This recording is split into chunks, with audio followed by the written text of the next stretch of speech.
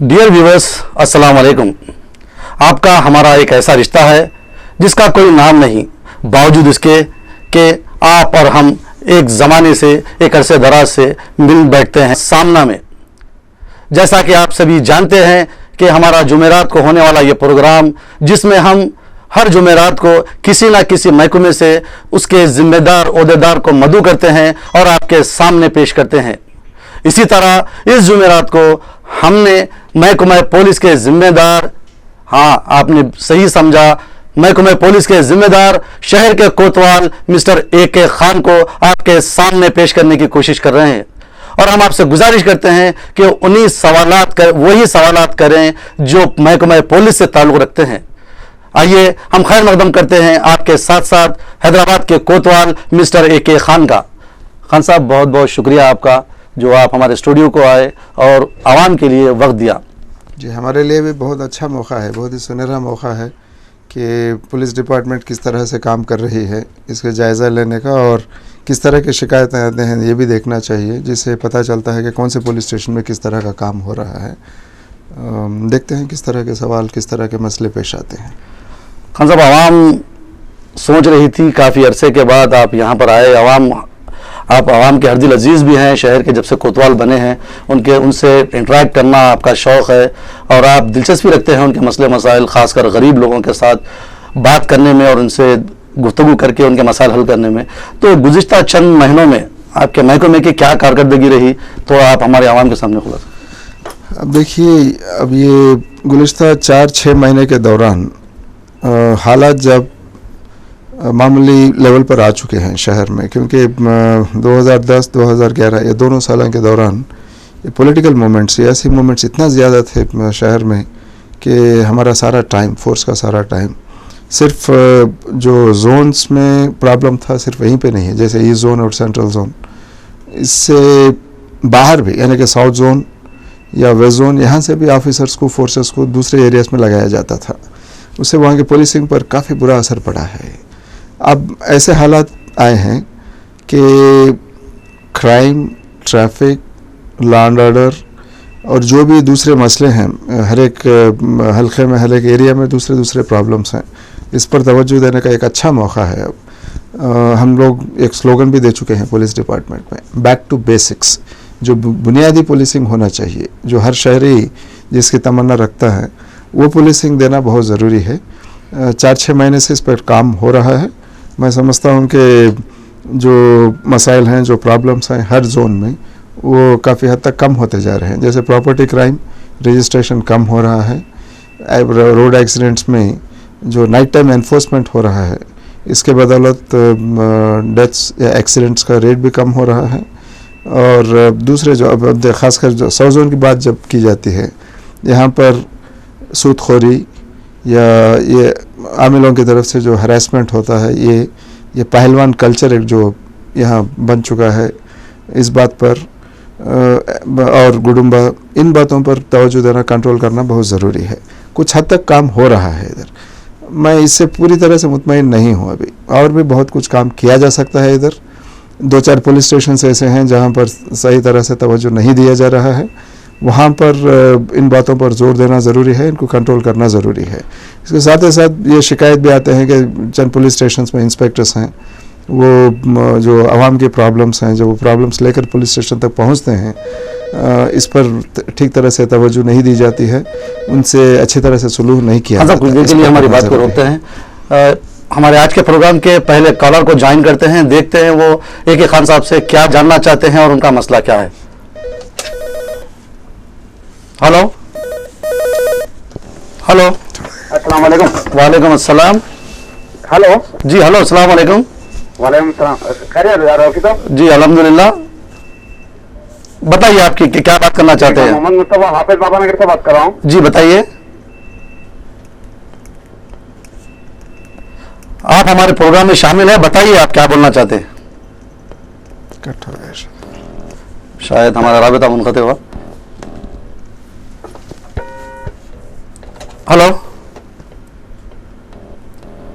तो खान साहब आप कुछ कह रहे थे। जी, वो इन बातों पर तवज्जो देना बहुत ज़रूरी है।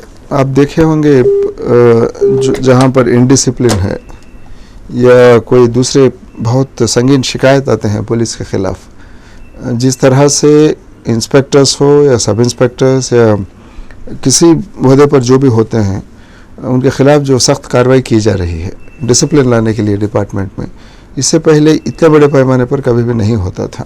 यह एक बात है। अब ये कोई रैंक से ताल्लुक़ नहीं है इसका।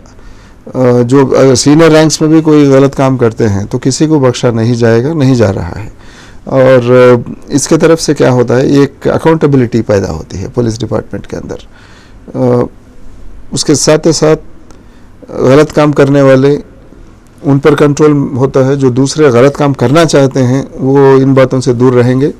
और एक हर पुलिस स्टेशन को एक सर्कुलर भेज दिया गया है कि अगर कोई एक कांस्टेबल हो, एक सब इंस्पेक्टर कोई गलत काम करता है उधर, तो उसकी जिम्मेदारी उनके सुपरवाइज़र जो होते हैं, जो स्टेशन हाउस ऑफिसर वहाँ के इंस्पेक्टर होते हैं, वहाँ तक पहुँचती है, उनके खिलाफ भी कार्रवाई हो। हाँ साहब, एक कॉलर को ज्वाइन करते हैं, देखते हैं वो ए.के. खान साहब से क्या बात करना चाहते हैं। हेलो हेलो, वालेकुम अस्सलाम साहब, मैं अहमदनगर से अहमद बात कर रहा हूँ। जी अहमद साहब बताइए। मैं रफ़ी साहब से भी इससे पहले बात कर चुका हूँ, ए.के. खान साहब से भी बात कर चुका हूँ इससे पहले। जी, ये रिक्रेशन क्लब के ताल्लुक से है। जी, इसके अंदर जो है सो कोर्ट का डायरेक्शन कुछ अलग है और ये लोग कुछ अलग तरीके से ढंग से चला रहे हैं। जी, और ये जो कोर्ट से आर्डर जो दे रहे हैं, इनका अपना एक सिंडिकेट एक अलग तरीके का है, ये जो आर्डर्स पास कर रहे हैं। जी, और उसके अंदर क्रिमिनल्स और फाइनेंसर्स वगैरह, और ये जो कोर्ट के ऊपर 300 रुपए से लेके 2 लाख रुपए तक जुआ चला के जो किट जो जमा कर रहे हैं, इसके ऊपर एक्शन लेने के लिए बहुत काफी मैं कोशिश करा हूँ और जमा से भी बात किया हूँ, वो भी असेंबली को उठाने के वास्ते, क्योंकि ये एक्साइज लिकर से बड़ा मामला है। ये लोग करोड़ों रुपए इसके अंदर कमा रहे हैं। और अब ये रिक्रिएशन क्लब्स कौन से एरिया के रिक्रिएशन क्लब्स के बारे में बताएं, आप जिक्र कर रहे हैं, जरा बताइए, ताकि वो एरिया में। मैं आपको मिनी हाईटेक क्लब बोइनपल्ली में, जीविया क्लब और आपके लोअर टैंक बॉन्ड वगैरह काफी शहर में। नहीं, आप साफ साफ बताइए, दो क्लब्स की बात नहीं है सर। अहमद साहब आप खुलकर बताइए, आपको कोई डरने या घबराने की बात नहीं है। नहीं, डरने घबराने का नहीं है। क्लब्स के नाम और निशानदेही, नाम और पता सही। तो हमारे को खान साहब के जैसे कमिश्नरों का साथ है, हमारे कुछ ऐसा डरना करने का कोई मामला नहीं है। शुक्रिया। अब एक बात देखिए, आप में थोड़ा इंक्वायरी करे या तो आपको एसीडी इंक्वायरी भी कराए तो बड़ी मेहरबानी होगी साहब। ठीक है, आप जब ये सवाल उठाए तो मुझे कुछ बताने दीजिए, आपको क्या कार्रवाई हो रही है। अब जहाँ तक शहर में ये क्लब्स हैं, काफ़ी बहुत सारे रिक्रिएशन क्लब्स हैं, इसमें कार्ड रूम और जो गैम्बलिंग एक्टिविटी है इस पर तो रोक लगाया गया है। अगर कहीं पे किसी न किसी इंस्पेक्टर या एसीपी किसी से मिले हुए हैं, ऐसा काम हो रहा है, मैं ये भी बता सकता हूँ कि गुज़िश्ता जनवरी से अब तक, जनवरी, फरवरी और मार्च के दौरान 2 इंस्पेक्टर्स को सस्पेंड भी किया गया है इसके लिए कि उनके एरिया में जब ये क्लब चल रहे थे। यहाँ वहाँ दूसरे अंदर जरा इधर 1 मिनट मुझे पूरा करने दीजिए, जरा एक मिनट मुझे। अगर हर वो उसके अंदर एंगल में आप एक आम आदमी को मेरे साथ दिए तो खान साहब सेपरेट मैं आपको अंदर एंट्री कराता हूँ, आपको 300 रुपए से लेके 2 लाख रुपए तक जुआ खिलाने लगा। मैं ये बात इसीलिए बोल रहा हूँ, आप ये हर किसी को मालूम है सरकार। एक बात सुनिए आप जरा। अब इसमें क्लब्स में क्या होता है, एक गैम्बलिंग एक्टिविटी, दूसरे एक्टिविटीज होते हैं। अब इसको 2 को डिफरेंशिएट करके देखना ज़रूरी है। जैसे आपके रेतीबोली एरिया में चंद क्लब्स हैं और मेहदीपट्टनम एरिया में भी 2-3 हैं, वेस्ट जोन में काफ़ी हैं। ये इसमें जहाँ तक क्लब ये गैम्बलिंग एक्टिविटी है इस पर रोक लगाया गया है, दूसरे एक्टिविटीज़ पर कोई रोक नहीं है। जैसे किसी के पास टेनिस कोर्ट है या स्विमिंग पूल है या फैमिली एक्टिविटी है इस पर। और अब ये 2 क्लब जो बताए हैं आप, इस पर 10-12 दिन पहले भी हम लोग यहाँ चेक कर रहे थे। अब जो बोल रहे हैं सही बात है, वो वहाँ पे कुछ नाजायज़ काम हो रहा था और इंस्पेक्टर के खिलाफ भी काम हुआ है। इसीलिए मैं बोल रहा हूँ, जब तक आवाम खुलकर बाहर आके हमारे एरिया में ये क्लब है, यहाँ पर ये क्लब में ये एक्टिविटी होता है, ये टाइम से ये इन्फॉर्मेशन पुलिस तक नहीं लाती है, यानी कि सीनियर लेवल्स में, अब इसको हमारे जो फील्ड लेवल ऑफिसर्स हैं उनको कंट्रोल करना भी मुश्किल होता है। आप एक बात सच बताए हैं कि इसमें लाखों का गैर कानूनी धंधा होता है इसमें, इसकी तरफ से ये है। अब ये जहाँ तक इनको कंट्रोल करने का सवाल है, कंट्रोल करना बहुत ज़रूरी है। हर एक इंस्पेक्टर को, हर एक एसीपी डीसीपी को हिदायत दी गई है।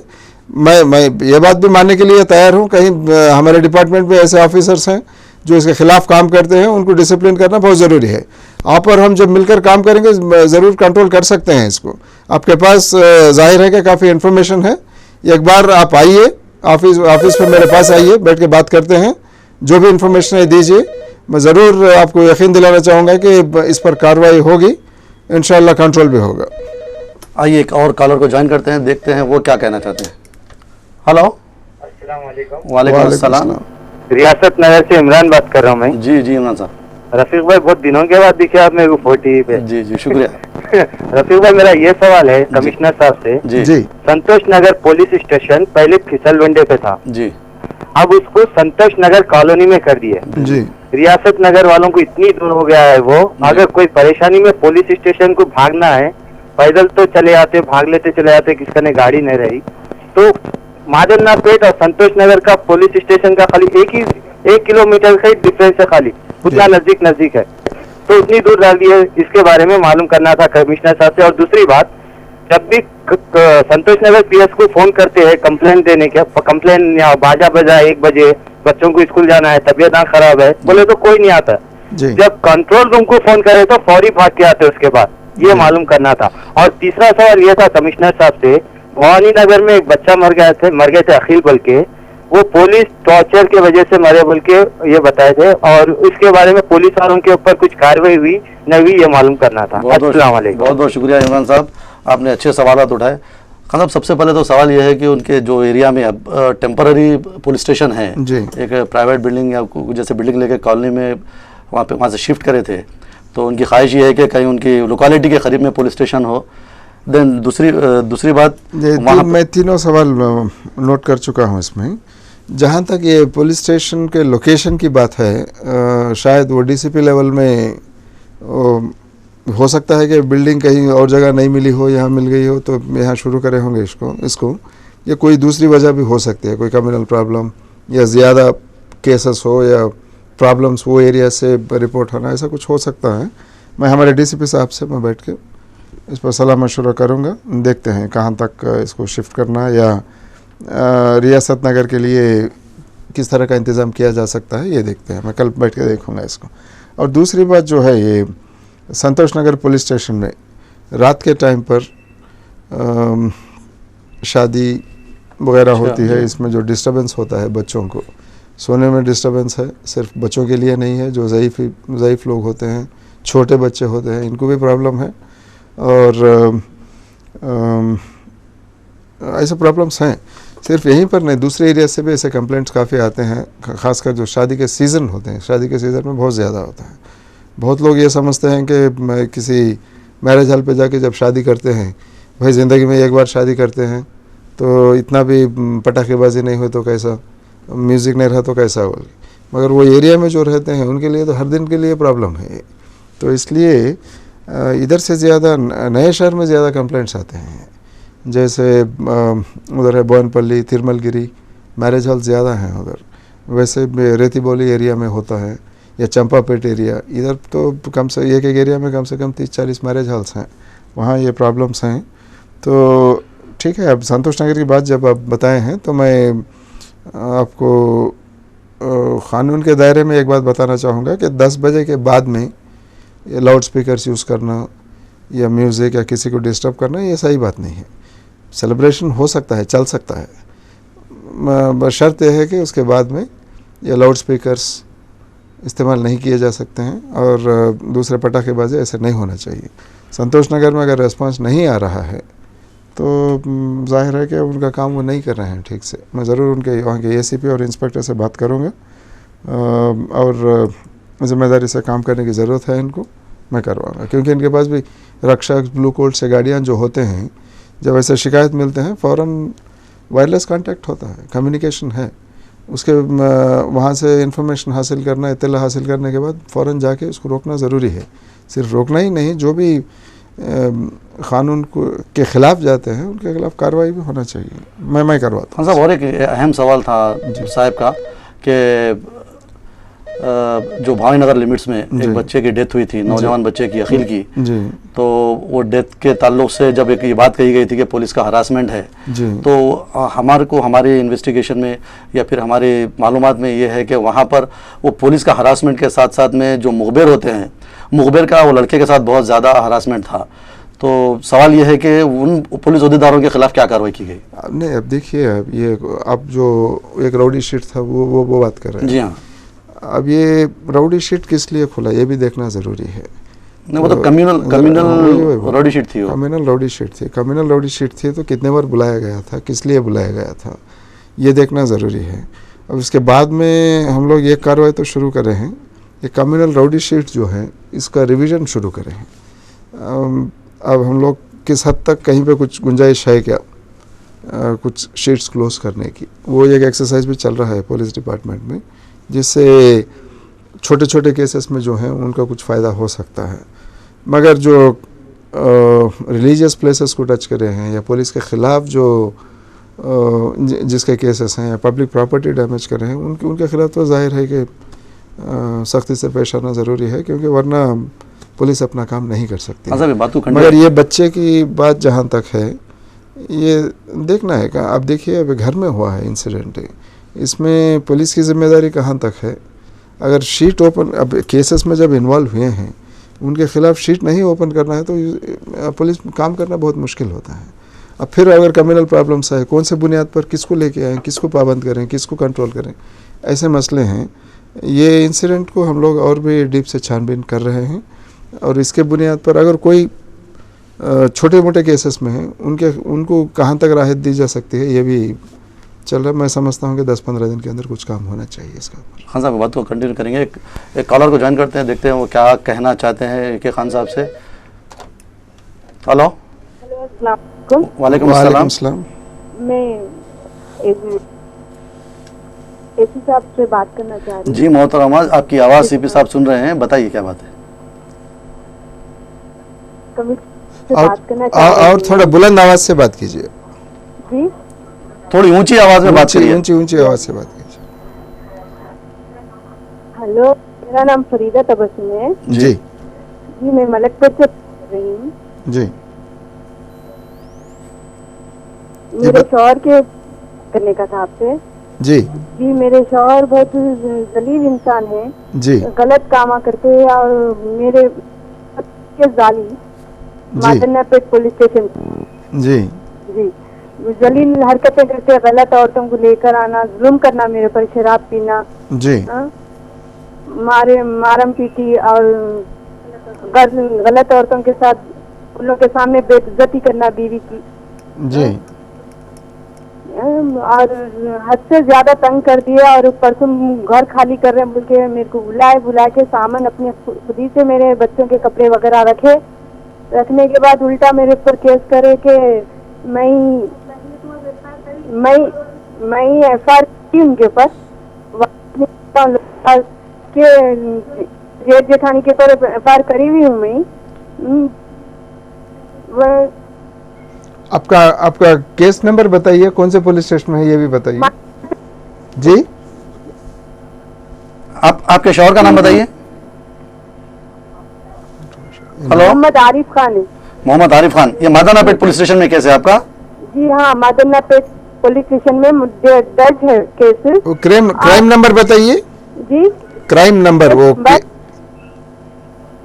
केस का नंबर क्या है? 2039 239। जी 39। और ये लास्ट ईयर का है। ये क्या कर रहे हैं सर, वो लोग मेरे पर चोरी का डालने के बाद मेरे पर पुलिस वाले 15 दिन से दबाव डाल रहे सर के केस वापस लियो, 65,000 रुपए चोरी करे बोल के इल्जाम डाले मेरे पर। ठीक है, कौन पुलिस ऑफिसर का नाम बता सकेंगे आप? मोहम्मद लाल अहमद साहब। जी, मोहम्मद लाल अहमद साहब। कौन है ये? एसआई इंस्पेक्टर कुछ है ये? हाँ, एसआई साहब है मादनापेट। ठीक है मोहतरमा, ठीक। बहुत बहुत शुक्रिया आपका, आपने सवाल किया, बहुत अच्छी बात है कि आप लोग इतना आगे बढ़कर शहर के पुलिस कमिश्नर से बात करने की कोशिश कर रहे हैं। हमारा मकसद यही है कि आवाम और महकमा पुलिस के दरमियान जो राबता एक ज़माने से दूरी थी, वो दूरी को हम करने की कोशिश कर रहे हैं।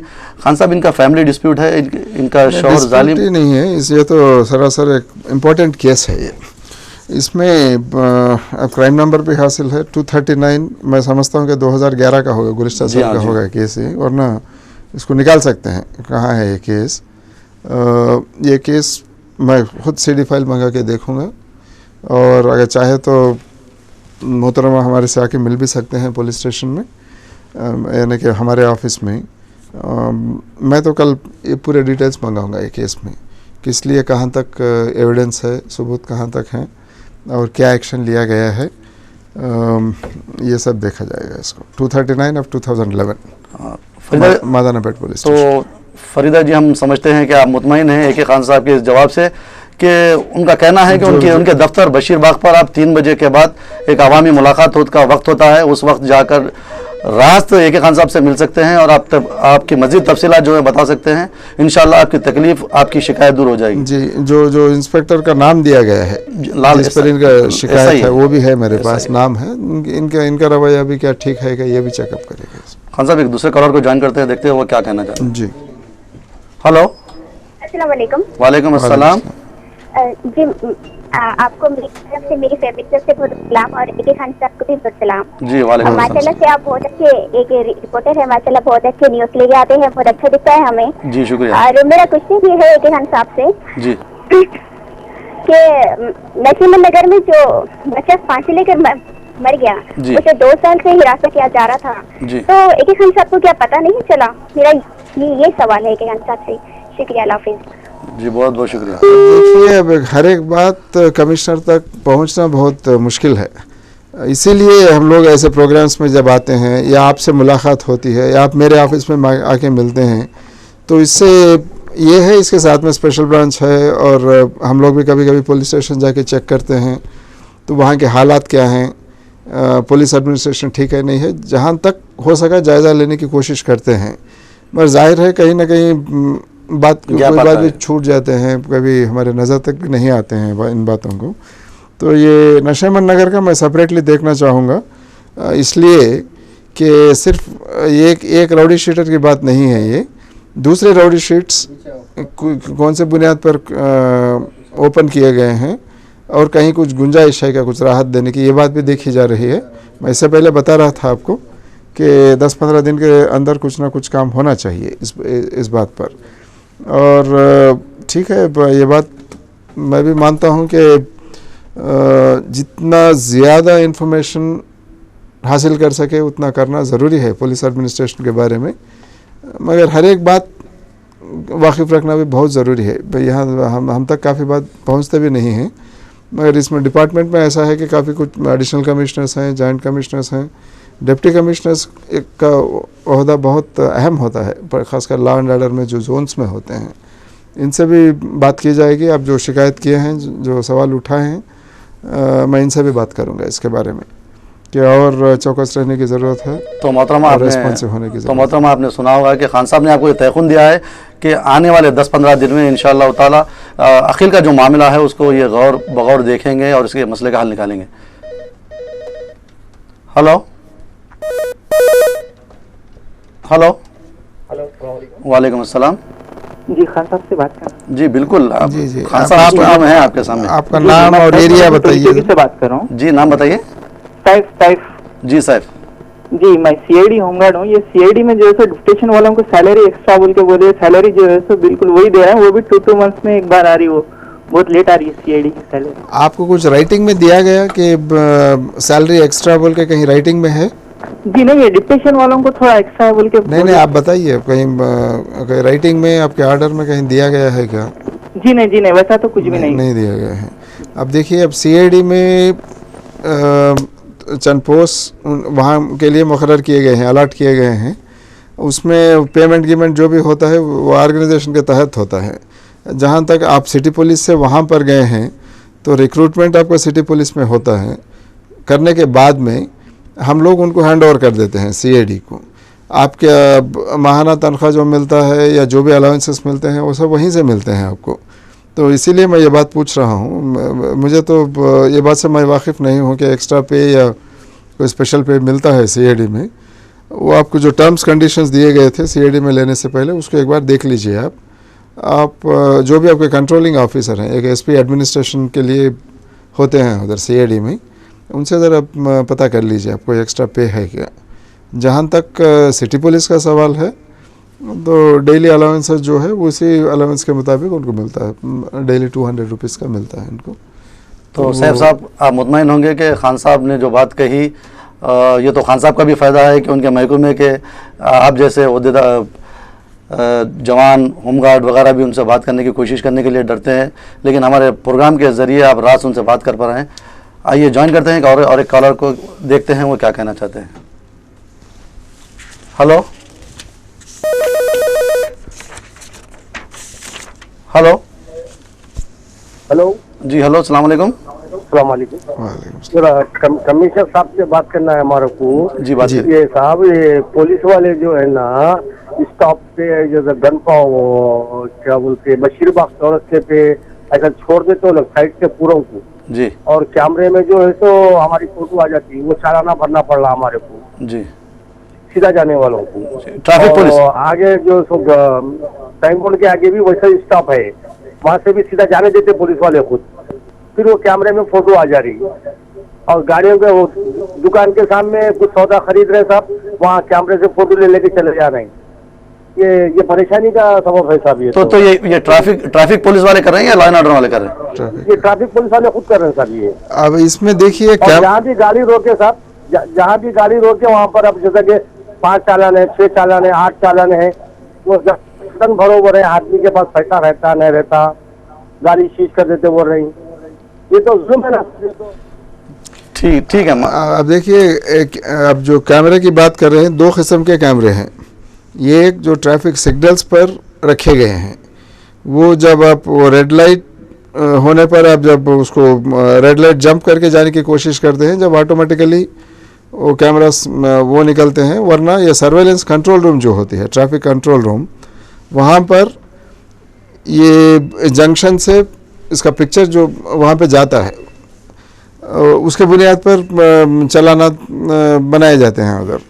अब ये इसके खिलाफ तो शिकायत नहीं कर सकते, इसलिए कि वो उसका प्रोग्रामिंग ही ऐसा है जो जब रेड लाइट पे आप जाने की कोशिश करते हैं वो टाइम में क्लिक होता है, और अब जब गलत काम करते हैं तो वो पकड़े जाते हैं उधर।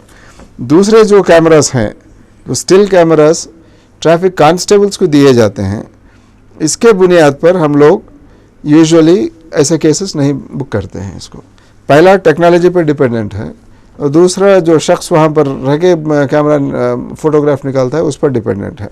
ये दूसरे टाइप के जो कैमरास हैं, इसके बुनियाद पर हम लोग स्टिल कैमरास जो होते हैं उसके नहीं कर रहे हैं। और एक बात भी मैं बताना चाहूँगा, जब ट्रैफिक का कोई क़ानून होता है उसको फॉलो करना बहुत ज़रूरी है। जब रेड लाइट होता है तो रेड लाइट होने पर अगर सड़क खाली भी है आपके सामने, कोई ट्रैफिक दूसरे डायरेक्शंस में नहीं आ रही है, फिर भी रुकना ज़रूरी है। इसलिए कि अब वो जो दूसरे डायरेक्शन के लिए ग्रीन लाइट होता है, वो सडनली कोई आ गया, क्योंकि उसका हक है जब वो टाइम में पास होने का, एक ख़तरनाक एक्सीडेंट होने का चांस है उधर। तो इसलिए ट्रैफिक रूल जो हैं इसको फॉलो करना बहुत ज़रूरी है। अब ये मैं किसी एरिया के बारे में नहीं बोलूँगा, क्योंकि अब देखिए बंजारा हिल, जुबली हिल्स एरियाज़ में जो हैं वहाँ पर ये लोग दुनिया भर जाके आते हैं, हर जगह देख के आते हैं। तो यहाँ पर भी जहाँ तक हो सका रात के टाइम में जो होता है पीना, अयाशी, एक्सीडेंट्स, उसको कंट्रोल करने की ज़रूरत है। मगर डे टाइम में काफ़ी डिसिप्लिन के साथ चलते हैं, क्योंकि अगर नहीं हुआ तो ट्रैफिक जाम्स भी होते हैं उधर या एक्सीडेंट्स भी होते हैं। अब ये पुराने शहर में इतना टफ नहीं है एनफोर्समेंट, इसलिए कि ट्रैफिक सिग्नल्स भी इतने ज़्यादा नहीं हैं ये एरिया में, और उस पर जो सर्वेलेंस कैमरास हैं ये भी कम है। जब यहाँ से आप दूसरे एरिया में जाते हैं तो इसी माइंडसेट के साथ गए तो वहाँ पकड़े जाते हैं। ये एक प्रॉब्लम है। तो आपने सुना होगा कि खान साहब का कहना यह है कि महकमे पुलिस के साथ साथ आपको भी डिसिप्लिन मेंटेन करना चाहिए। मगर अब मैं ये एक पॉइंट तो ले रहा हूँ आपसे कि जो ये कांस्टेबल जंक्शंस पे रह के फोटोग्राफ्स निकालते हैं, मैं हमारे एडिशनल सीपी ट्रैफिक से ज़रूर बात करूंगा इसके बारे में। तो ये जो फोटोग्राफ्स निकालते हैं इस पे जोर नहीं दिया जाए चालानात के लिए। हेलो हेलो, जी, अस्सलाम वालेकुम। जी जनाब, बताइए।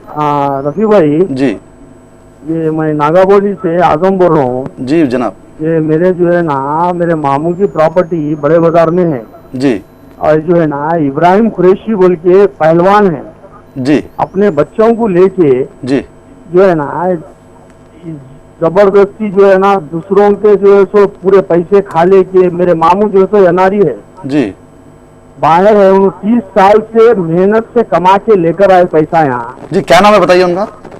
उनका नाम सैयद मसूद अहमद है जी उनको जो है ना ये ऑलरेडी जो है सो एफआईआर हुआ उनके नाम से 175 एफआईआर नंबर है जी। कौन से साल का है ये? बहन बाजार पीएस में जो है ना इनके खिलाफ में कंप्लेंट हुआ, 420 केस बुक हुआ। कब कब कब की बात है ये जो है ना 2011 से चल रहा है जी। और जो है ना इन अपने बलबूते पे बेटों को ले लेके पूरी दादागिरी कर रहे हैं। मेरे नाना 90 साल के है जी, समझे ना। पुलिस से रुजू हुए तो पुलिस खैर जितना भी कामरेड करना है कर रही है और ये जो है ना कानून के फैसले चलते हुए जी जो है ना उनके पैसे खा जाने हड़प कर लेने के वास्ते जो है ना पूरा इंतजाम कर लिए उन्होंने। अल्लाह उनको जो है ना हिदायत दे कि जो है ना पुलिस से भी जो है सो उन्होंने अपना डेली बीवी को लेके जाके हाजिरी दे रहे, मगर सुधर रहे नहीं उन्होंने। अब ये प्रॉपर्टी किसके कब्जे में है? अब प्रॉपर्टी जो है ना अब उन्होंने एक पीछे के घर में उन्होंने कब्जे में है, सामने के मलिया वालों को भी डरा रहे उन्होंने। नहीं ये घर भी कब्जा मेरे को दे दो बोल के। क्या उनके साथ कोई रिश्तेदारी है उनकी? जी रिश्तेदारी कुछ भी नहीं है। राइट। अब और एक बात बताइए, नहीं जरा सुनिए आप। अब ये वो घर में कब से हैं वो पीछे की तरफ? जी पीछे से उन्होंने जिस वक्त बेचने के बाद में जो है ना मैं किराएदार आपका बनता हूँ बोल के किरायानामा बना के जो है ना किराया देते देते क्या करे मालूम, अब उन्होंने ये परसों जब छुट्टी पे आए थे मेरे मामू तो उन्होंने अपने को जो है ना ये बोले कि जाओ मैं आ जाओ, अब जो है ना ये प्रॉपर्टी मैं जो है सो वापिस ले लेता हूँ, तुमको पैसे दे देता हूँ। उसके बावजूद भी जो है ना अच्छी बात है बोल के बोलने के बाद में पैसे भी दे दिए और जो है ना प्रॉपर्टी खा लेने के आते सामने के मलिया वालों को डरा रहे, खाली करना और मेरे को दे देना। अच्छा, तो आपने कभी कंप्लेन किया है उस बारे में? कंप्लेन किए ऑलरेडी, इस पे जो है ना एफआईआर हुआ, 175 एफआईआर नंबर है। डीसीपी साहब से रुजू हुए, डीसीपी साहब को मालूम है, सर्कल साहब को मालूम है, उसके बावजूद वो अपनी दादागिरी बराबर कर रहे हैं। जी, मैं कंट्रोल कर रहा हूँ। मैं कल जरूर इस पर इंस्पेक्टर और एसीपी से मैं बात करूंगा और कंट्रोल करूंगा। कोई बड़ी बात नहीं है, कर ले सकते हैं।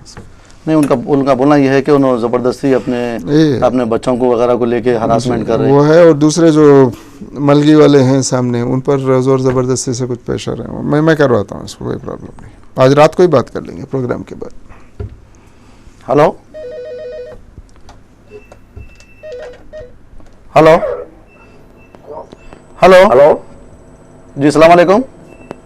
जी जी जनाब, आप प्रोग्राम में शामिल है, बताइए क्या बताइए। वालेकुम सलाम भाई। आप अपने टीवी सेट का वॉल्यूम थोड़ा कम करिए, फिर बात करिए। जी मैं कमिश्नर साहब से थोड़ा बात करना चाह रहा हूँ भाई। जी बताइए, मैं यहाँ पर मौजूद हूँ। जी ऐसा है कि जो ट्रैफिक जो चालाना जो नो पार्किंग पे बोल के कर रहे हैं जी, ये कारों के जो है ना जो भी पार्किंग, अगर ये आपका दुकान है या कोई अपना मंडी है, उस जगह पे कोई ऐसी पार्किंग नहीं दे रहे। जिधर भी आप पार्किंग खड़ाइए, पार्किंग के भी जगह पे साइड पे खड़ाएंगे तो पार्किंग नहीं मिले, आके जो है ना चालान कर दे रहे। आप एक बात बताइए, खींच ले रहे। आप बिजनेस आपका है, प्रॉपर्टी आपकी है, सड़क तो आपका नहीं है जी, तो आप बिजनेस शुरू करके डिपार्टमेंट को या गवर्नमेंट को पार्किंग दो बोले तो कहाँ से देंगे? अब हर एक जो भी शहर है दुनिया भर में यही काम होता है कि जो जिसके पास गाड़ी होती है अपने एरिया में रखता है। अब ये हैदराबाद में एक ऐसा सिचुएशन है, जो घर के सामने सड़क है वो मेरा है, मैं घर पे मैं पार्क कर लेता हूँ, वो किसी का हक नहीं है। वो रोड जो है वो गाड़ियाँ आने जाने के लिए है, जो पैदल चलते हैं उनको आने जाने के लिए है। वो मैं वहाँ पे पार्क कर लेता हूँ, यहाँ पे पार्क नहीं करने दे रहे हैं पुलिस वाले बोले तो कैसा बताइए आप? हर एक ऐसा अपने गाड़ी रोड पे रखना शुरू करें तो आप गाड़ियाँ चलने फिरने के लिए कहाँ पर जगह रहेगी आपके लिए? तो ये प्रॉब्लम है। मैं खुद देखा हूँ, परसों काफ़ी दुकानदार आए थे मेरे पास एबिट्स एरिया से, ये आके ये शिकायत कर रहे थे कि वो सब एक एरिया में हैं सिकंदराबाद में। बोले साहब हमारे घरों के सामने पूरे गाड़ियाँ रोक देते हैं, इधर बाजू शॉपकीपर्स हैं वो सब रखते हैं, बहुत प्रॉब्लम हो रहा है। मगर अपने शॉप के पास जब अपने उनका बिजनेस जहाँ है एबिट्स में, वहाँ पर ये छूट चाहते हैं वो कि मेरे शॉप के सामने मैं रख लेता हूँ। अब यहाँ पे जो बाजू घर वाले होते हैं वो आके बोलते हैं साहब ये सब यहाँ रख लिए तो हम कैसे अंदर अंदर बाहर निकलना भी मुश्किल हो रहा है हमारे लिए। तो इसलिए हर एक के लिए अपनी अपनी पार्किंग के लिए जगह है तो प्रॉब्लम नहीं होता। अब जो रूल्स बने हैं गुज़िश्ता 5-6 साल के दौरान जो आए हैं ट्रैफिक के रूल्स, जो नए बिल्डिंग्स बनते हैं या नए बिजनेसेस खुलते हैं या होटल्स खुलते हैं, इस पर ट्रैफिक के लिहाज से बहुत ज़्यादा पाबंदी होगी। इसको कम से कम 40% पार्किंग एरिया बताना है उनको। उससे पहले की बिल्डिंग्स हैं 25% में हैं। बहुत सारे पुराने बिल्डिंग जो हैं जिसमें बिजनेसेस चल रहे हैं, कम से कम 15% बिल्डिंग का जो टोटल एरिया होता है, इतना एरिया पार्किंग के लिए रखना ज़रूरी है। अगर ये सब नॉर्म्स नहीं रहे तो शहर में गाड़ी लेके निकलना भी मुश्किल हो जाएगा। तो जनाब आप खान साहब की बात पर मुतमईन हो गए होंगे कि दुकानदार को भी चाहिए कि वो पार्किंग का अपना इंतज़ाम करे और आने वाले राहगीर को भी चाहिए कि वो डिसिप्लिन मेंटेन करे। और मैं दुकानदार जो है उनको और एक मशवरा भी देना चाहूँगा मैं। आप सुबह जब आ जाते हैं बिज़नेस के लिए, आप ड्रॉप होके आपकी गाड़ी घर को भेज दीजिए, ताकि सुबह आप ला के रखिए गाड़ी, रात तक वो स्पेस ऑक्यूपाई करके वहाँ पे आप वेस्ट करेंगे उसको। अगर आप वहाँ से आपकी गाड़ी निकालें, आपके जो भी ग्राहक होती है, जो कस्टमर्स होते हैं, उनको आने के लिए सहूलत होती है। कस्टमर जब आता है 15 मिनट आधे घंटे में अपना काम निपटा के वहाँ से निकल जाता है। तो कम से कम 20-30 कस्टमर जो आते हैं उनके लिए फ़ायदा हो जाता है, इधर आपका बिज़नेस भी ठीक रहता है। अगर पार्किंग है तो वो एरिया में आएंगे बिज़नेस के लिए। शॉपकीपर्स वहाँ अपने शॉप के सामने गाड़ियाँ रखना बंद करना उनके बिज़नेस के लिए बहुत फ़ायदेमंद साबित होगा। तो आइए खान साहब और एक कॉलर को ज्वाइन करते हैं, देखते हैं वो क्या जानना चाहते हैं। हेलो, अस्सलाम वालेकुम। वालेकुम अस्सलाम। सर मैं आप सबको रफ़ी भाई को मुबारकबाद देता हूँ। जी शुक्रिया सर। हमारे एक खान साहब को भी बहुत बहुत मुबारक, जो ये प्रोग्राम बहुत ही काबिल मुबारक प्रोग्राम है। जी बहुत शुक्रिया। अल्लाह ताला आप लोगों को जज़ाए खैर दे। आवाम के जो मसाइल है ये बड़े हमारे कमिश्नर साहब तक पहुँचना बहुत अच्छी बात है। और ये मीरालम मंडी के पास साहब रोज़ाना हम लोग जब मार्केट से आते हैं तो इतनी तकलीफ होती है, पीछे जगह दुनिया की खाली रहती है, लेकिन ये तरकारी बेचने वाले सब बिल्कुल रोड के करीब आ जाते हैं। अगर जो साहब बराए मेहरबानी रोज़ाना वहाँ पर थोड़ी पेट्रोलिंग हो जाए तो बहुत ही मेहरबानी होगी। हम खवातीन को लेके आते हैं, कभी दवाखाने से आते रहते हैं। किस वक्त होता है ये? करीबन आधा घंटा रुकना पड़ता है। अमूमन किस वक्त होता है ये शाम के टाइम होता है। शाम मतलब वक्त होता है ईशा के बाद। ईशा के बाद में? जी ईशा के बाद साहब 10 बजे तक बोल नहीं सकते। ये कहाँ पर मेन रोड की बात कर रहे हैं? पत्थरगट्टी से चारमीनार के रोड में मीरालम के एरिया में या अंदर?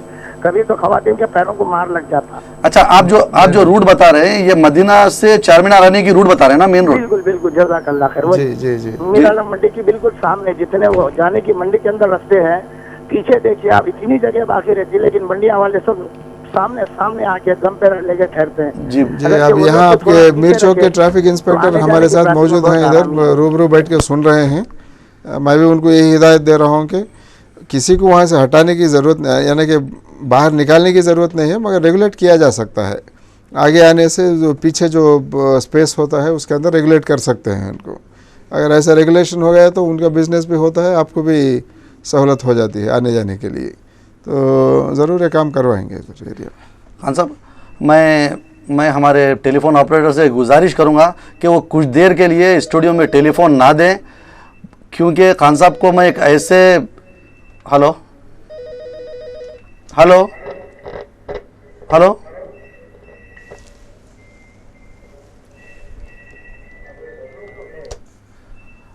तो मैं बात कंटिन्यू करूं कि एक ऐसे नाजिर, एक ऐसे दरख्वास्त गुजार की दरख्वास्त खान साहब के हवाले करने जा रहा हूं जो पुलिस महकमे पुलिस पर एतबार नहीं करते और सामने आने से कतराते हैं, डरते हैं।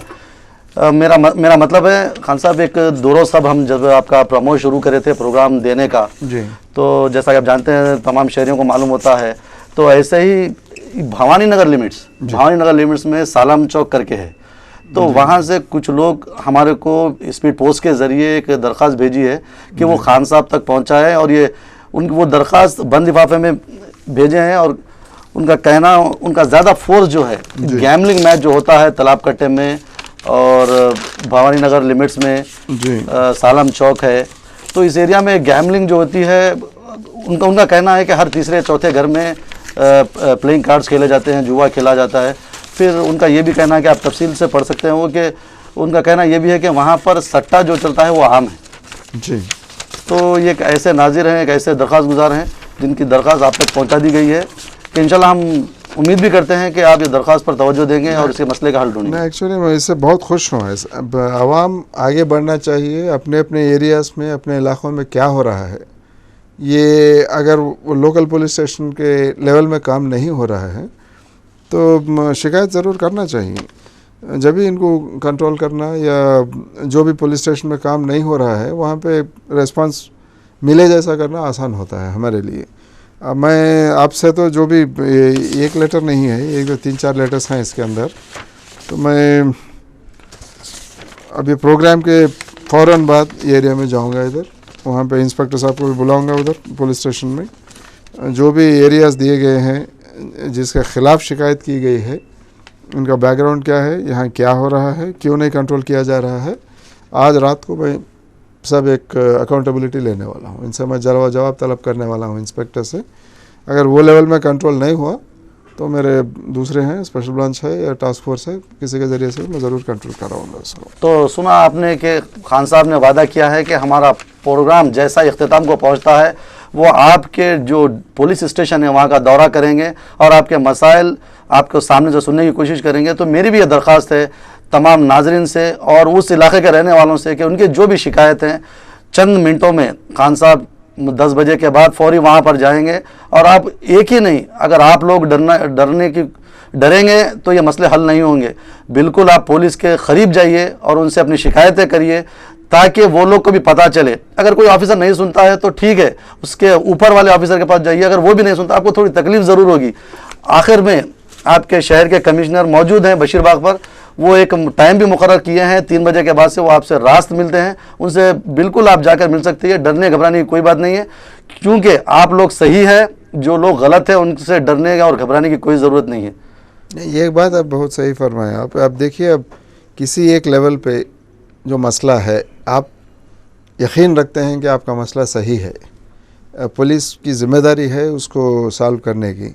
तो अगर वो पुलिस स्टेशन लेवल में नहीं हुआ तो उसके ऊपर असिस्टेंट कमिश्नर पुलिस हैं, डिप्टी कमिश्नर पुलिस हैं। डिप्टी कमिश्नर पुलिस बहुत अच्छे हैं, यंग ऑफिसर हैं जो अच्छी तरह से काम करना चाहते हैं, समाज की भलाई के लिए बहुत काम कर रहे हैं। पुराने शहर में पुरानी हवेली में उनकी ऑफिस है, वहाँ जा सकते हैं। या मेरे पास भी हर जैसे आप बताए हैं अभी शाम को 3 बजे के बाद में काफ़ी विजिटर्स आते रहते हैं, काफ़ी शिकायत मिलते हैं ऐसे हमें, तो वो हम तक भी पहुंचना बहुत ज़रूरी है। किसी की कोई डरने की ज़रूरत नहीं है, हर एक अपना अपना काम करना बहुत ज़रूरी है, जिसके लिए उनको तनख्वाह मिलती है, हर एक सहूलत मिलती है। कोई किसी का फेवर नहीं कर रहा है इसमें। तो अगर ये जज्बे से पुलिस डिपार्टमेंट का नहीं काम करी, किसी पुलिस स्टेशन में कोई इंस्पेक्टर सब इंस्पेक्टर नहीं काम कर रहा, उनको सुधारना, सही रास्ते पर रखना भी हमारी जिम्मेदारी है। जब तक आवाम हमसे मिलकर ये मसले जो इन्फॉर्मेशन आपके दरमियान है, जो प्रॉब्लम से आप परेशान हैं, वो हम तक नहीं लाते, और इसको रोकना भी बहुत मुश्किल है। जी जनाब। हेलो, अस्सलाम वालेकुम। जी जनाब, कौन और कहाँ से? मैं अशम खान बात कर रहा हूँ बंजरा हिल से। जी जनाब। जी बताइए। मेरा कारोबार किनकोटी पे गाड़ियों का कारोबार है। जी। प्रॉब्लम ये है कि रिसेंटली एक जो इंस्पेक्टर साहब का मकान था वो अब पुलिस स्टेशन में तब्दील हो गया है। कहाँ पर? अब उस जगह पे हमारे दुकानें हैं 25-30 साल से। कौन सा पुलिस बिल्कुल स्टेशन? सही है कि रोड पे गाड़ी लगाने से तकलीफ। बताइए आप कौन सा पुलिस स्टेशन है? Traffic PS Abids. ये तो प्राइवेट बिल्डिंग नहीं है ये।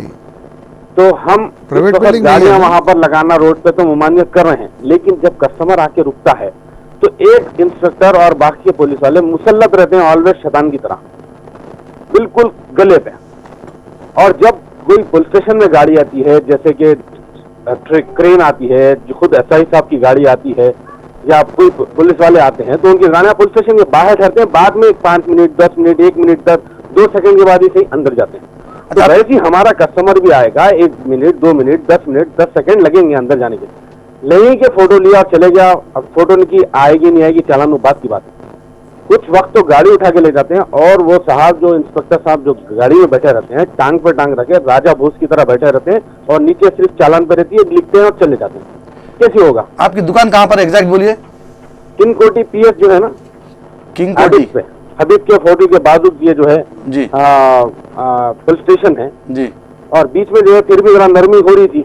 अब फिर जो है अपनी तरीके से एक कस्टमर आपसे पुराना मार्केट है, या तो मार्केट शिफ्ट कर। नहीं, आप तफसील उतनी तफसील मत बोलिए, आपकी जो परेशानी है वो बोलिए। परेशानी ये है कि इस वक्त थोड़ा सा कारोबारियों के साथ इस बात से रियायत किया जाए। मेरी रिक्वेस्ट यही है कि जब कस्टमर आओ भाई आपका 2-5 मिनट रोको और गाड़ी का बंदोबस्त कहीं ना कहीं कर दो। चलिए ठीक है, हम खान साहब। अब ये बात में मैं आपके साथ सहमत नहीं हूँ। अब एक गवर्नमेंट ऑफिस हो, एक पब्लिक ऑफिस हो और प्राइवेट, इसको एक नज़रिए से नहीं देख पाएंगे। और दूसरी बात यह है कि इससे पहले भी मैं यही बात बता रहा था, शहर बदल रहा है, शहर में प्रॉब्लम्स बढ़ते जा रहे हैं ट्रैफिक के, मगर यहाँ के आवाम और आप नहीं बदलना चाहे तो कैसे हो सकता है बताइए। अब आप देखिए, अब शहर के रोड जब बनाए गए थे, डेवलपमेंट होगा तो सबका साथ जरूरी है। 3 लाख का ट्रैफिक था, 3 लाख का पॉपुलेशन था सिटी में, बहुत कम गाड़ियाँ थे जब शहर हैदराबाद। अब जो हम लोग खास कर किंग कोटी हो, ओल्ड सिटी हो, ये एरिया जो देखते हैं, मगर अब हर दिन 600 गाड़ियाँ रजिस्टर होते जा रहे हैं हैदराबाद में। 25 लाख से ज़्यादा गाड़ियाँ हो गए हैं शहर में। अब इतने गाड़ियाँ बढ़ते जा रहे हैं, अब शॉप्स के पास और घरों के सामने सब पार्क करना शुरू करें तो प्रॉब्लम होता है इसमें। ये बात समझना भी ज़रूरी है। आपको पार्किंग की सहूलत देना या पार्किंग बताना गवर्नमेंट की या डिपार्टमेंट की जिम्मेदारी नहीं है, ये बात आप समझना बहुत ज़रूरी है। इसको आप जब बिज़नेस रखे हैं तो उसका ट्रैफिक का इंतज़ाम आपके एरिया में कर लेना आपकी ज़िम्मेदारी है। ऐसा नहीं कि पब्लिक गवर्नमेंट की तरफ से आप तलब कर सकते हैं इसको। हाँ, जहाँ पे ट्रैफिक प्रॉब्लम नहीं है या कहीं भी सड़क की चौड़ाई बहुत ज़्यादा है, वहाँ पर कुछ हद तक पेड पार्किंग या फ्री पार्किंग दे सकते हैं, वो सहूलत तो है उधर। बाकी एरियाज़ में जहाँ भी ट्रैफिक प्रॉब्लम्स आते हैं वहाँ पर नो पार्किंग करना कोई गलत काम नहीं है। दुनिया भर में यही काम होता है। अब बाहर जाके भी देखिए, आप बंजारा हिल्स, जुबली हिल्स में भी यही काम होता है। जहाँ भी शॉप्स होते हैं उनके लिए, उनके पार्किंग के लिए उनका इंतज़ाम कर लेना ज़रूरी है। जहाँ पर ट्रैफिक प्रॉब्लम है, अगर प्रॉब्लम नहीं है, कम है किंग कोटी एरिया में ट्रैफिक प्रॉब्लम, किसी लेन में हो या बाई लेन में, वहाँ पर पुलिस की तरफ से भी कुछ नरमी बढ़ती जाती है। आप खुद बोल रहे हैं कि जब पुलिस स्टेशन नहीं था उधर तो ये सब नहीं हो रहा था। अब पुलिस स्टेशन है उधर बाजू में, तो जाहिर है कि काफ़ी गाड़ियाँ आते जाते रहते हैं जो पब्लिक पर्पस पे आते हैं। तो अब इसको ज़रा अलग करके देखना ज़रूरी है। आप भी सोचिए ज़रा, आपका वे ऑफ थिंकिंग किस तरह से बदलना चाहिए और नई फैसिलिटी आप कैसे क्रिएट कर लेना चाहिए, वरना बिज़नेस तो मुँह हो जाएगा। जहाँ पर पार्किंग, दुनिया भर में यही होता है, जहाँ पर पार्किंग की सहूलत होती है, जहाँ जो भी प्रॉपर्टी ओनर पार्किंग देता है वहाँ पर बिज़नेस मूव होता है। जहाँ पर ट्रैफिक पार्किंग नहीं है उस एरिया से, तो हैदराबाद में भी यही होगा। आइंदा चलकर और प्रॉब्लम्स आएंगे इस बात पर। तो ये जवाब के बाद देखते हैं दूसरा कॉलर क्या कहना चाहते हैं हमसे। हेलो अस्सलाम वालेकुम। वालेकुम अस्सलाम जी, बंडागुड़ा से मैं फयाज अहमद बात कर रहा हूँ सर। कहाँ से? बंडागुड़ा नगर से बात कर रहा हूँ जी, बताइए। एक खान साहब सर, बहुत बहुत शुक्रिया आप जो है इतना टाइम देकर यहाँ पर इतनी कीमती वक्त में से आए हैं। आपका जरा नाम बताइए, आपका नाम बताइए। जी, मेरा नाम फयाज अहमद है खान साहब। फयाज अहमद जी। जी खान साहब। खान साहब, ये आप लोग जो मुहिम शुरू की है सूदखोरों के खिलाफ में जी, इसका मैं तहे दिल से शुक्रगुजार हूँ। कई दिन आपको लाइव देखकर बहुत खुशी हुई जी, और मेरी तमन्ना है कि आप ऐसे ही काम करते रहें जी। और जो है ना, एक जहन में ये सवाल जब उठता है तो सूदखोरों का, तो 4 नंबर पर से एक लड़की गिर गई थी साहब, कोई सूद को ढका दिया था जी, तो उसका केस का क्या हुआ नहीं मालूम। सबिता मैडम जो है ना होम मिनिस्टर हैं अपने हमारे, औरतों पर जुल्म के लिए उनको बहुत आगे आना चाहिए और आवाम से करीब होना चाहिए। ये बड़ी खुशी की बात है कि खान साहब ये केस कहाँ, चारमीनार पुलिस स्टेशन में है? नहीं नहीं मालूम खान साहब, हम भी न्यूज में देखे थे, मगर ये जहन बार बार ये उठता रहता है कि भाई वो लड़की के केस का क्या हुआ जो खुसूसखोर था, उसको सजा मिली कि नहीं मिली, लोगों को आज तक भी नहीं मालूम खान साहब। अगर कुछ मालूम हो तो बता दें तो मेहरबानी। जी है आपके पास अस्सलाम डिटेल्स? जी अच्छा, ठीक है फैयाज खान साहब, मैं समझ गया आप किस वक्त की बात कर रहे हैं और कौन सी लड़की की बात कर रहे हैं और वो फाइनेंसर कौन था। तमाम तफसील मेरे पास है, इंशाल्लाह खान साहब तक वो तफसील पहुंच जाएगी और आपको मुतमईन बख्श काम भी होगा और आपको जवाब भी मिलेगा शायद चंद दिनों में। खान साहब के पास भी आप राज जाके पूछ सकते हैं, ऐसी कोई आपको परेशानी की बात नहीं। आइए देखते हैं दूसरे कॉलर क्या कहना चाहते हैं हमसे। हेलो हेलो हेलो हेलो, अस्सलाम वालेकुम। हेलो भाई जी जनाब, आपके अपने टीवी सेट का वॉल्यूम कम करिए, पहले फोन पर आप बात करिए, देन आप अपने जवाब के लिए टीवी का वॉल्यूम खोलिए। हेलो हेलो जी बताइए। हाँ भाई, मैं काले पत्थर से बात कर रहा हूँ। जी मेरा नाम महमूद है जी। अस्सलाम वालेकुम। वालेकुम अस्सलाम।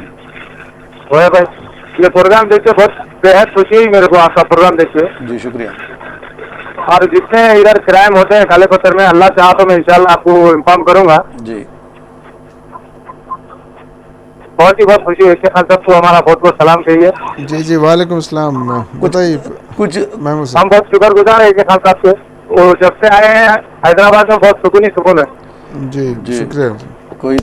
कोई तो है खान साहब की तारीफ करने और सुकून की बात कर रहा है ना, क्योंकि हर जानिब से शिकायतें वसूल होती रहती है और खासकर महकमे पुलिस के खिलाफ। पुलिस डिपार्टमेंट में एक सोच है कि काम बहुत नेगेटिव काम होता है। जैसे एक फैमिली में बाप का रोल जो होता है उसमें दो होते हैं, एक आके फैसिलिटीज़ देना, दूसरा डिसिप्लिन करना। हमारा काम तो डिसिप्लिन करना है। घर में कोई बच्चा वो रोल को पसंद नहीं करेगा, वो हमारा काम भी ऐसे है, पूरा नेगेटिव कंटेंट होता है इसमें।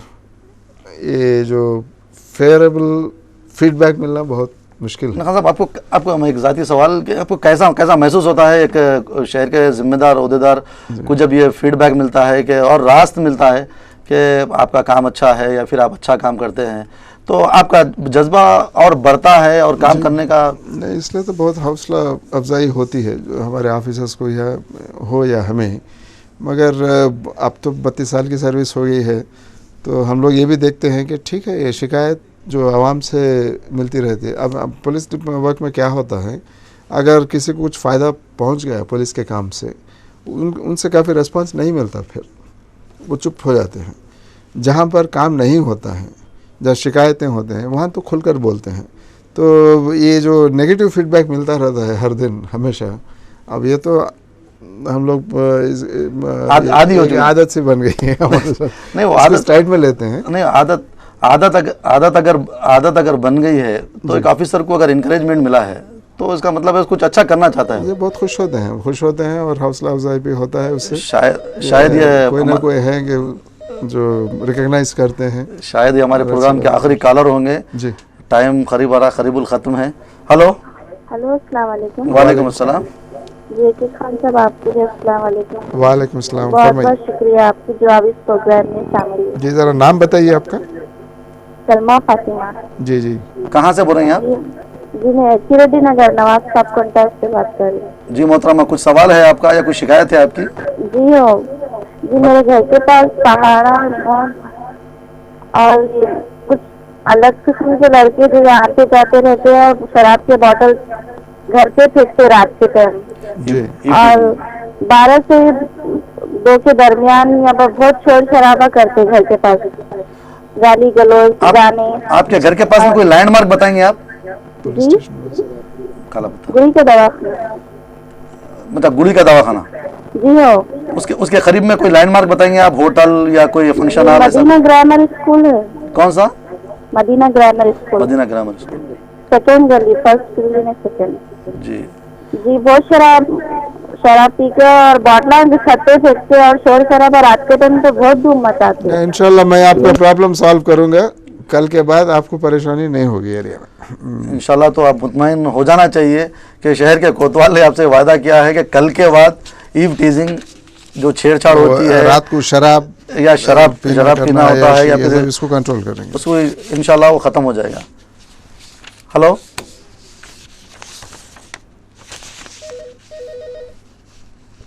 हेलो, अस्सलाम वालेकुम। वालेकुम अस्सलाम। कमिश्नर साहब को, आपको दोनों को मेरा बहुत बहुत सलाम। वालेकुम अस्सलाम। कमिश्नर साहब को, अयूब खान साहब को मैं बहुत बहुत मुबारकबादी देता हूँ। जी शुक्रिया। वो एक मुसलमान होने के नाते जो कमिश्नर बने हैं और बहुत अच्छा इकदाम कर रहे हैं, बड़ी खुशी की बात है। लेकिन ये हमको जो तकलीफ है यहाँ टोली चौकी में ट्रैफिक की इतनी ज्यादा तकलीफ है, बिलाल मस्जिद को जाना आना बड़ी मुश्किल से जाना आना होता है। और ये फुटपाथों के ऊपर जो दुकानें लगा लिए हैं, बड़े बड़े फुटपाथ हैं, उनको छोटे करने से मैं समझता हूँ ट्रैफिक क्लियर हो जाएंगी।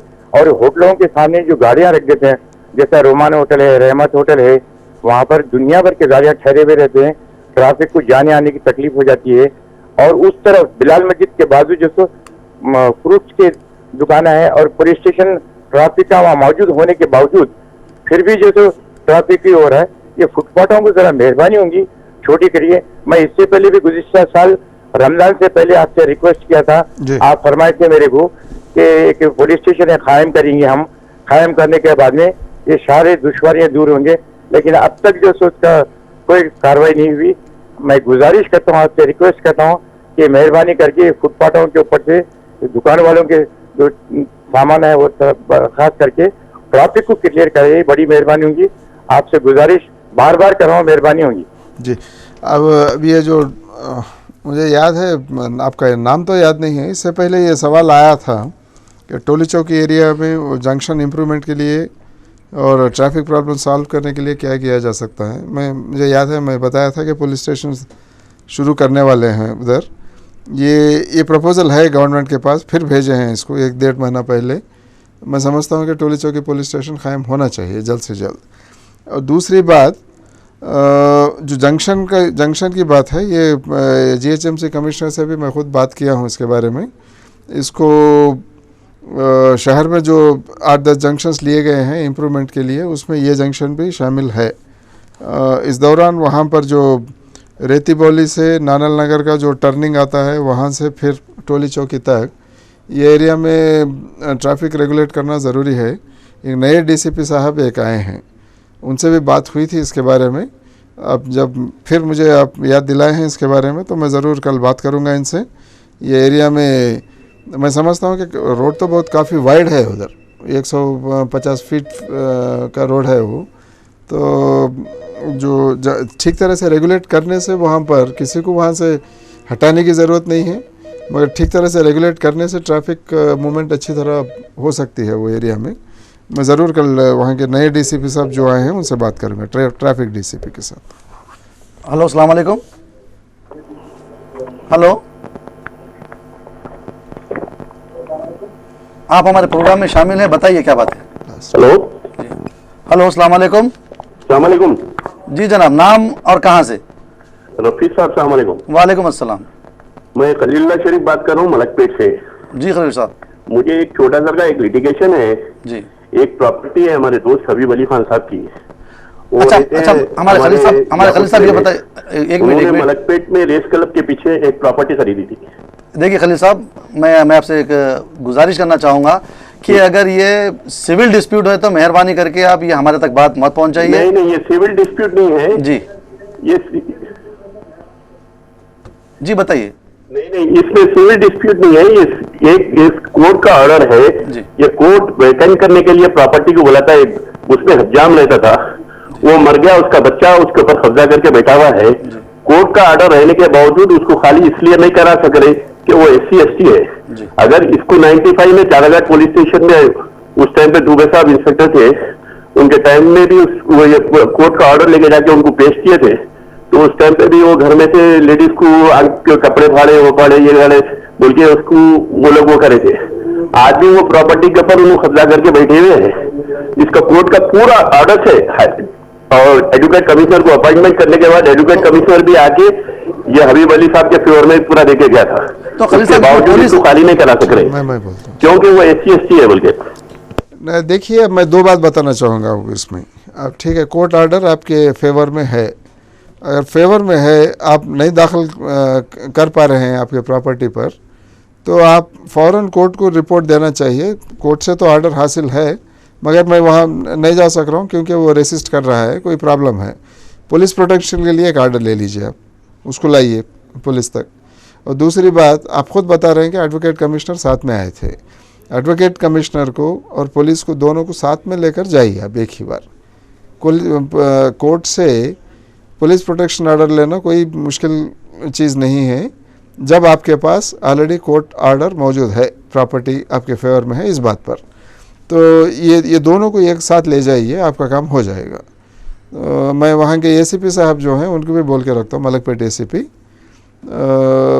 तो पहले आप ये लेना है, ये कोर्ट से पुलिस प्रोटेक्शन ऑर्डर लेके जाइए उनके पास, आपका काम होगा। अगर नहीं हुआ तो मेरे पास आइए, मगर आने से पहले पुलिस प्रोटेक्शन ऑर्डर लेकर आइए। तो खान साहब, हमारे प्रोग्राम का वक्त भी ख़त्म हो रहा है कि दो बातों पे रोशनी डालना चाहूँगा और तो आपकी तवज्जो चाहूँगा। खान साहब, ये इलीगल फाइनेंसर्स के ख़िलाफ़ जी हम आप और अच्छे शहरी मिलकर एक शुरुआत करे थे, एक मुहिम छेड़ी थी। तो वो मुहिम के ज़रिए अच्छे फाइनेंसर्स को भी पुलिस ने ट्रैप किया, फिर मीडिया के ज़रिए उसको सामने पेश किया, लेकिन कहीं ना कहीं बाज़ ओहदेदार ऐसे भी नज़र आ रहे हैं कि हमने तो एक अच्छे काज के लिए काम शुरू किया था, लेकिन उनकी आमदनी में इजाफा हो गया।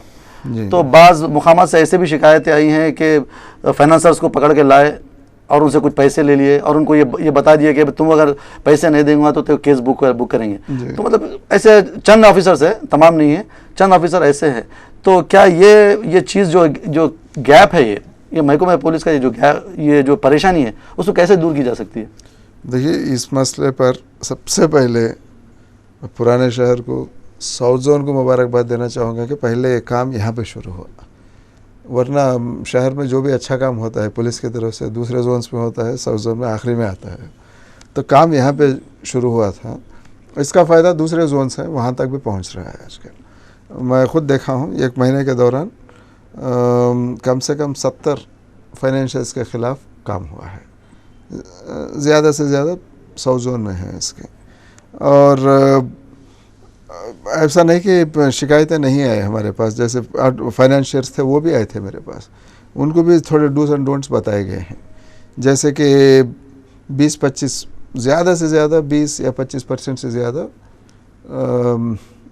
ये जो इंटरेस्ट होता है ये नहीं होना चाहिए, जो मनी लेंडर हो, सूदखोर हो या ये लोग हो। एक बात है। और दूसरी बात, किसी ये पहलवानों को या किसी और को घर पे भेजना, ज़बरदस्ती से किसी को जलील करना या प्रॉपर्टी ज़बरदस्ती से लेके जाना, घर के सामान जो होते हैं वो निकाल के बाहर फेंकना, ये सब अगर करे तो क़ानूनन IPC CRPC के तहत जो भी काम होता है वो काम ज़रूर करेंगे। ज़ोर ज़बरदस्ती से काम नहीं होना चाहिए। और कोई फाइनेंस की गाड़ी है, उसको लेके फैमिली के साथ कहीं बाहर जा रहा है, रास्ते में रोकना, उनको डराना, भगाना, लेके जाना वहाँ से, या जलील करना या कोई बैड लैंग्वेज इस्तेमाल करना उनके ख़िलाफ़, ये बातों को तो पुलिस बिल्कुल बर्दाश्त नहीं करेगी। जो फाइनेंशियर्स रिप्रेजेंटेटिव्स थे हमारे पास, उनको ये बात साफ साफ बताई गई है, आपको कोई प्रॉब्लम है बैठिए, बात कीजिए, सॉल्व कर लीजिए, वरना सिविल कोर्ट जाइए, आप जाके जो भी ऑर्डर लेके आइए, पुलिस उसकी तामील करेगी। तो ये एक है। और दूसरी बात, जहाँ तक पुलिस ऑफिसर्स हो या कोई और इससे नाजायज़ फ़ायदा उठा रहे हैं, तो ये बात DCPs तक जाना चाहिए। अगर ये पुराने शहर की बात है, मैं यहाँ के DCP साहब जो हैं उनको मुबारकबाद देना चाहूँगा पहले कि वो एक अच्छी तरह से वो ये काम कर रहे हैं, उन तक ले जाना चाहिए, जाके उनसे मिल के बताना चाहिए कि साहब आप तो जब भी अरेस्ट करते हैं पेपर में इंफॉर्मेशन देते हैं इसका, और ये भी तलब करते हैं कि और शिकायत ऐसे हमें मिलना चाहिए ताकि और काम में इजाफा हो, एक अच्छे काम में। तो अगर दूसरे आपके ऑफिसर्स ऐसा कर रहे हैं, बल्कि उनकी शिकायत उन तक पहुँची हो, तो ज़रूर उसके ख़िलाफ़ कार्रवाई होगी। मेरे पास भी आ सकता है। पहले DCP साहब यहाँ जो आपके एरिया में होते हैं, उन तक ये बात पहुंचना बहुत ज़रूरी है। एक 2-3 पुलिस स्टेशंस में मेरे पास शिकायत आए हैं, ओल्ड सिटी से नहीं आए हैं, ताकि ओल्ड सिटी से कोई नहीं लेके आए, शायद दूसरे जोन से आए हैं। वहाँ पर मैं खुद इंस्पेक्टर से बात किया हूँ, उनको कंट्रोल करने की कोशिश किया हूँ। खान साहब एक आखिरी बात आपकी तवज्जो चाहूँगा इस पर। खान साहब साउथ जोन में स्पेशली, मैं साउथ जोन को इसलिए कोट कर रहा हूँ कि यहाँ पर एक मिसाल देता हूँ आपको कि भवानी नगर पुलिस स्टेशन और मोगलपुरा पुलिस स्टेशन, यहाँ पर अप्रॉक्सीमेटली 700 जी सो कॉल्ड इन्फॉर्मर्स, एक आपकी आउटसोर्सिंग है, हम उसकी कदर भी करते हैं, आपको काम करने में कुछ लोग मदद भी करते हैं, लेकिन चंद ऐसे मुखबिर हैं जो लोगों की ज़िंदगी बर्बाद कर रहे हैं जी। तो ये जो आपने नशेमन नगर का केस सुना, उसमें भी आप इंक्वायरी आपकी जब आगे बढ़ेंगी तो कहीं ना कहीं आपको नज़र आएगा कि ये ऐसे मुखबिर हैं जो अपने मफाद की खातिर लोगों की ज़िंदगियाँ बर्बाद कर रहे हैं, यहाँ तक कि लोग अपनी जान दे रहे हैं।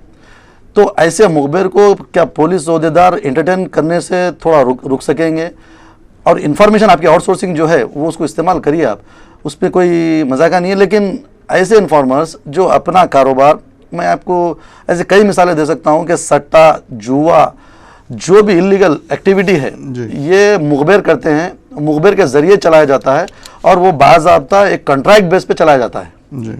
तो ऐसे मुखबिर को मैं समझता हूँ, हमारी आवाम समझती हैं, चूँकि मैं फील्ड पर रहता हूँ, तो लोगों की भी ये ख्वाहिश है कि कम से कम ऐसे मुखबिर को पुलिस इंटरटेन ना करें जो लोगों की ज़िंदगियाँ बर्बाद कर रहे हैं। हम कभी भी क्रिमिनल्स की तायीन बिल्कुल भी नहीं करेंगे, जो भी क्रिमिनल है उसके खिलाफ पुलिस अपनी कार्रवाई करे और पुलिस को जो अपने महकमे के तहत कर सकते हैं वो करें। लेकिन ऐसे मुखबिर जो आप देखेंगे, मेरे पास कई फ़ोन आते हैं, ख़ुद मेरे को आते हैं, मेरी ऑफिस पे फ़ोन आते हैं कि वो लोग चंद ऑफिसर्स को घरों पे दावतें देते हैं, उनके साथ फ़ोटो लेते हैं, फिर वो फ़ोटो को शो ऑफ करके लोगों को हरासमेंट करते हैं। मैं आपको मैं गारंटी के साथ कहना चाहूँगा कि अखिल का जो केस है नशेमन नगर का, वो कहीं ना कहीं पर आपकी इंक्वायरी में ये नज़र आएगा। मैं अपनी तरफ से नहीं बोलूँगा, लेकिन आपको नज़र आएगा कि ये मुखबिर की हरासमेंट ज़्यादा थी पुलिस से ज़्यादा जी। तो ऐसे मुखबिर को मैं चाहूँगा और हमारी आवाम भी चाहती है कि आप उनसे थोड़ा दूर रहें और ख़ुद उनको दूर रखें। आपकी आउटसोर्सिंग जो है उसको इस्तेमाल करिए आप, नहीं, लेकिन ये लोग इतना ज़्यादा हरासमेंट होगा ये लोग का कि स्पेशली साउथ जोन में। तो ऐसे मुखबिर को हमारी भी ख्वाहिश है, आवाम की भी ख्वाहिश है, मासूम आवाम की जो शरीफ रहना चाहते हैं, अच्छी ज़िंदगी गुजारना चाहते हैं। अब पुलिस का काम है, जो कंप्लेंट आया, जो भी बोला उसके खिलाफ कार्रवाई हो जाती है, लेकिन उसके बाद से उसकी ज़िंदगी पे जो इफेक्ट होता है वो बहुत बड़ा इफेक्ट होता है। एक यंग स्टूडेंट है, उसका अगर केस बुक होता है तो उसको बहुत बड़ा उसकी लाइफ पे एक्सपॉइल होती है। देन अगर कोई बड़ा आदमी है तो उसको अपनी ज़िंदगी गुजारने में परेशानी होती है। तो हमारी भी ख्वाहिश है और आवाम की भी ख्वाहिश है कि आप ऐसे मुखबिर को थोड़ा दूर रखें, ताकि आम आदमी, मासूम आदमी जिनके लिए आप यहाँ पर आकर अपना वक्त देते हैं और हम ये प्रोग्राम ऑर्गेनाइज करते हैं, तो हमारा और आपका मकसद ताकि पूरा हो सके। तो नाज़रीन सवालात, अब ये जो मुखबिर की बात हुई है इसमें मैं इन्फॉर्मर से, देखिए इन्फॉर्मर्स रहना और इन्फॉर्मर्स की ज़रूरत तो है पुलिस डिपार्टमेंट को। एक्चुअली मैं समझता हूँ कि हर एक शहरी पुलिस का इन्फॉर्मेंट बनना चाहिए, जो भी अपने अपने एरिया में होता है वो पुलिस तक पहुँचना ज़रूरी है। मगर जो नाजायज़ तरीक़े से पेश आते हैं, जब पुलिस ऑफिसर्स ये सिचुएशन को एक्सप्लॉइट करते हैं, ये ठीक तरह से छानबीन करने की कोशिश नहीं करते कि ये कौन से मकसद के साथ पुलिस तक आ रहा है, ये गलत है। तो अगर ये मैं जो भी इनसे अफेक्टेड हैं, जो भी इनसे प्रॉब्लम्स आ रहे हैं ऐसे जो इन्फॉर्मेंट्स की तरफ से, वो लोग भी चुप नहीं होना चाहिए। तो इंस्पेक्टर के पास उनकी बात नहीं सुनी जा रही है तो एसीपी और डीसीपी, कम से कम डीसीपी तक जाना चाहिए। इनको जाके बताना चाहिए, साहब मेरे ख़िलाफ़ मेरे से बहुत ज़्यादती हो रही है, मेरे ख़िलाफ़ बहुत ज़्यादती हो रही है, पुलिस और या इन्फॉर्मेंट मिलकर ऐसा मेरे साथ सलूक कर रहे हैं।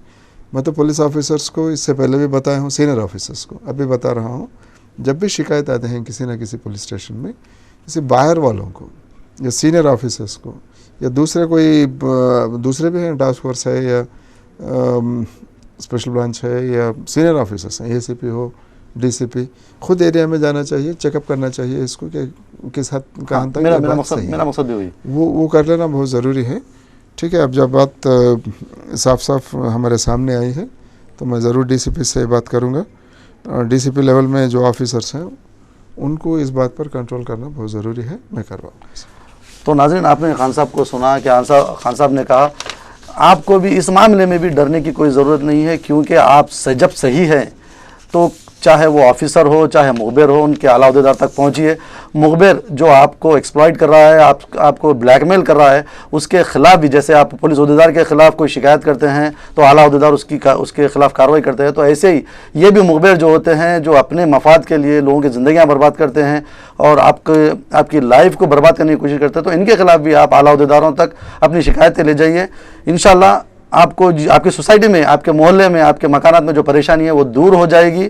हम ये उम्मीद के साथ, चूँकि सवालात तो बहुत हैं लेकिन वक्त इजाज़त नहीं देता कि हम आपसे और राबिते में रहें, इसलिए हम आपसे इजाज़त चाहते हैं। खान साहब, बहुत बहुत शुक्रिया आपका कि आपने इतना वक्त दिया और इतने लोगों को सुना, और हम ये भी तयक़ुन देते हैं आपको खान साहब की तरफ से कि आपने जितनी शिकायतें की है उसको मुकम्मल कर दी जाएगी और वो दूर कर दी जाएगी इंशाल्लाह। फिर ये वादे के साथ कि AK खान साहब को फिर आपका सामना कराएंगे। फिर एक बार खुदा हाफिज़, अल्लाह हाफिज़।